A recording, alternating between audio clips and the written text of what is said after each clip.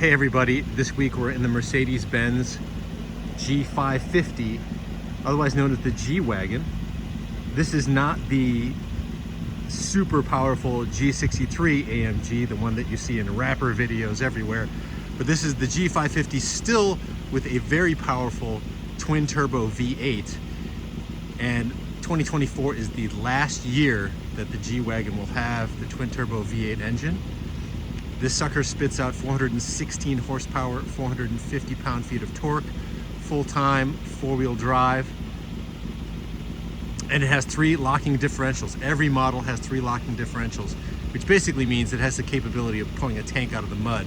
And most owners probably won't even take this thing off-road. It'll be driven to the mall, it'll be driven to the coffee shop to be seen in, but it will very rarely be even close to fully exploited for its capabilities. Tremendous off-road capability, body on frame construction, really tough. And this one has the professional package, which is a little over $25,000. And you get the bull bars, black trim, roof rack, access ladder, full-size swing arm spare tire, and you get these smaller 18-inch wheels and all-terrain tires. So this is actually really meant to be taken off-road. Again, most people will buy it for the black trim and to be seen in it, not so much to take it anywhere meaningful. All right, we're now in the cabin of the G550, and let's start this baby up. The turbo V8 roars to life, sounds great. In front of us, we've got twin screens. I believe they are 12.3-inch units. One is the infotainment screen. The other is the very attractive instrument cluster. The infotainment screen is not touchscreen operated. There's a center controller here, which actually works very well. Scrolling through menus, you're not distracted by having to touch it. You can actually keep your eyes on the road and operate this fairly intuitively. There's a writing pad here. You can also swipe with this one, or you can use the wheel to control it. We love the presence of physical switchgear here, which is not the trend anymore. A lot of vehicles are placing controls on a touchscreen, which is annoying and distracting. But here you've got easy switches. You've got the 3 locking differentials here. Beautiful turbine style vents, which is classic Mercedes. And it looks great. They work very well. Opening and closing them is very simple. One thing I love, which isn't present on all Mercedes vehicles, but still on the G-Wagon, are these little black touchpads, which work for the infotainment screen. It also helps change some of the display functions. Very easy to use, small, but very functional.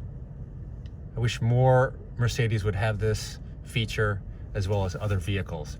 It makes operating some of the functions while driving much simpler and less distracting.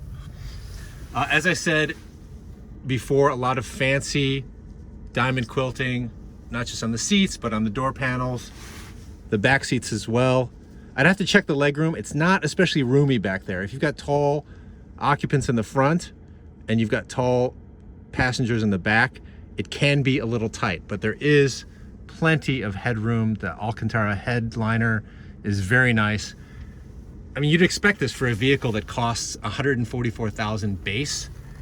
With a professional package, you're talking almost $190,000 for this thing. But it does have massage function. There's something called a dynamic seat, which is very interesting because as you drive and take it into the turns, let's say you're taking a right turn, the left bolster in the front seat will actually firm up and keep you in place. Almost a race car-like feature. Very interesting, borderline annoying if it's not something that you're used to. Overall, very nice inside. Again, this vehicle is not a super comfortable SUV. The driving position is rather high, but it is much better on road than the previous generation. It's not nearly as flinty, it's not nearly as twitchy, the suspension is better, and overall a much more comfortable vehicle to drive.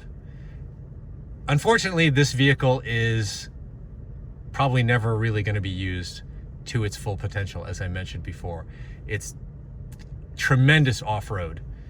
This thing can do canyons, ruts, big rocks, sand. It is an amazing vehicle. I've driven it in Utah. It's tremendous. It does more than most vehicles ever would. But again, it's turned into a lifestyle vehicle, as you can tell by all the features inside, and less of a sport utility vehicle. All right, thanks for watching.